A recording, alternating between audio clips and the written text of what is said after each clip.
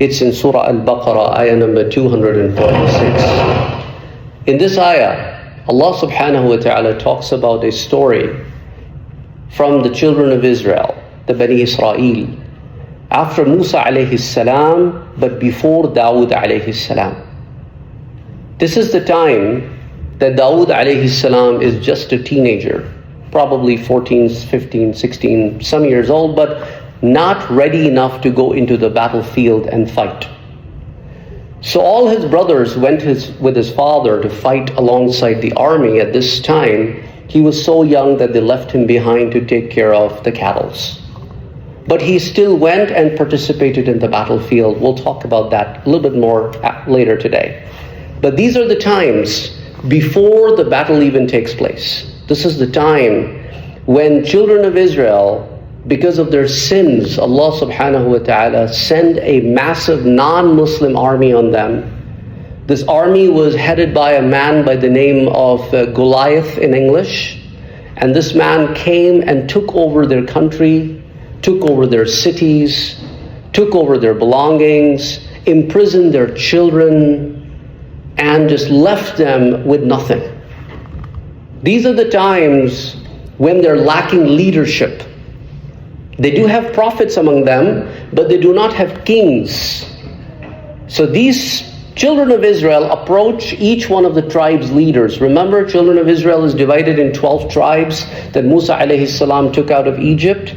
And each of the tribe was after one of the sons of Yaqub alayhi salam, as Yusuf alayhi salam were 12 brothers. So these 12 tribes went to their own chiefs, and those chiefs came to the prophet of that time, that was Prophet Shmuel alayhi salam, or Samuel in English.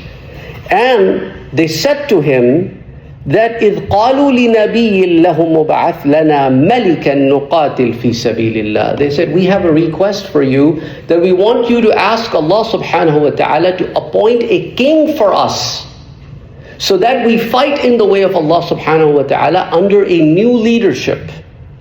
A leadership that is like a king. Why? Because their enemy had a king. So they want a leader to fight with a leader. They want the forces to fight under one leader against the forces that are under another leader. What were the qualities of the enemy? That is Goliath. Goliath is massive, huge. So he has what you call in the Gen Z term, right? He has this aura. So he walks into the battlefield and people get scared of him, run away just by seeing him. So his presence speaks a lot. He doesn't have to fight much. So the morale of the army automatically gets boosted. So these people, the children of Israel, who were the Muslims of that time, were not just morally corrupt, but were also emotionally and mentally weak. So they needed a king to fight behind. And the Prophet's response was, well, how about Allah subhanahu wa ta'ala, even if picks a king for you to fight under his command against the enemy army, you will refuse to fight. And they gave a very solid reason. They said, why would we not do that? In this ayah, their response is also recorded. Why would we not do that when they have taken away from us our children? They've taken away from us our houses. We have no reason not to fight the enemy. And the Prophet was like, okay. So then Prophet told them that yes, Allah has ordered you to fight. Now when Allah ordered them to fight, majority of them escaped the battlefield. They never even made their way into the battlefield, and they had excuses after excuses after excuses. They were not ready to bear the hardships. Exactly the same way when these children of Israel, when they were slaves under the Pharaoh, where they left with Musa alayhi salam, and they got to a point where the army of Pharaoh was coming from behind and there was water in front. Instead of relying on the leadership of Musa alayhi salam, who is the prophet and the messenger who brought them this far, they started questioning his leadership, saying, Musa, you got it into a trouble here. There's water in front, there's an army in behind. We will be what? Sandwiched between the two. We're done, we're doomed. You killed us.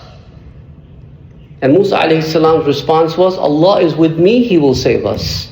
And that's exactly what happened. Allah saved them. But this quality that sometimes when people are under slavery or under oppression, they become mentally weak. They give up very easily. They have huge desires, they have huge expectations, but they do not live up to their own expectations. Right now, for example, there are so many Muslims who go around saying, oh, I wish Imam Mahdi comes today. But even if he comes today, majority of the Muslim Ummah will leave him alone and leave. Because our lives are so that we are overcome by the desires.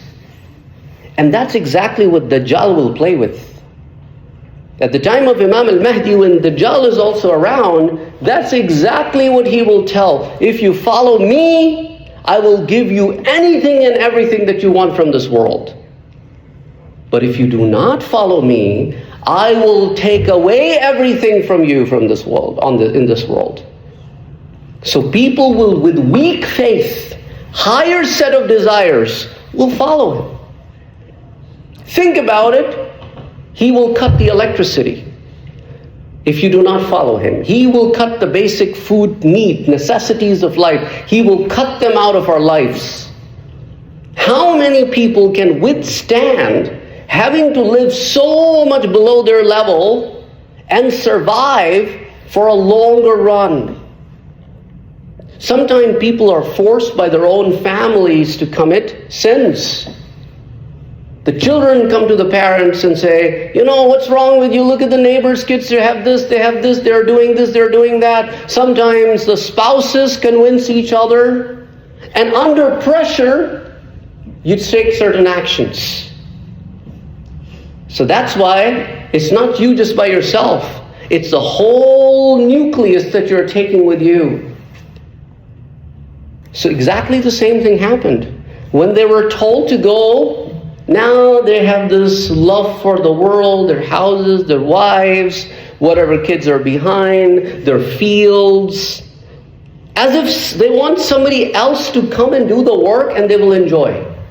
Exactly the same way they did at the time of Musa alayhi salam. When Musa alayhi salam said, okay, Allah orders you to go and fight so-and-so people, they say, okay, let's send some men to survey and come back and report what kind of people will fight. And when those men came back with the reports, the children of Israel, who were in hundreds of thousands, they said, well, those people are strong.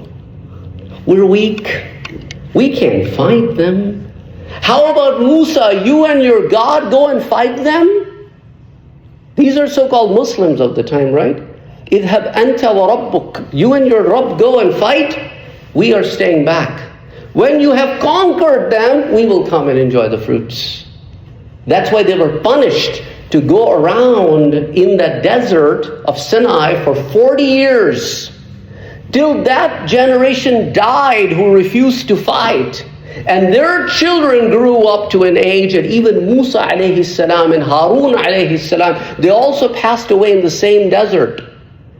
And it was that kid that was with Musa alayhi salam, whose story comes in Surah Al-Kahf, who went along with Musa alayhi salam to meet Khidr. That kid grew up, and that kid was a prophet too, by the way. His name was Yusha, the son of Nun. Yusha ibn Nun, when he grew up and became the leader, he took the children of Israel in the Ard al-Muqaddas. They were the believers of the time, right? And then they took over the Ard al-Muqaddas.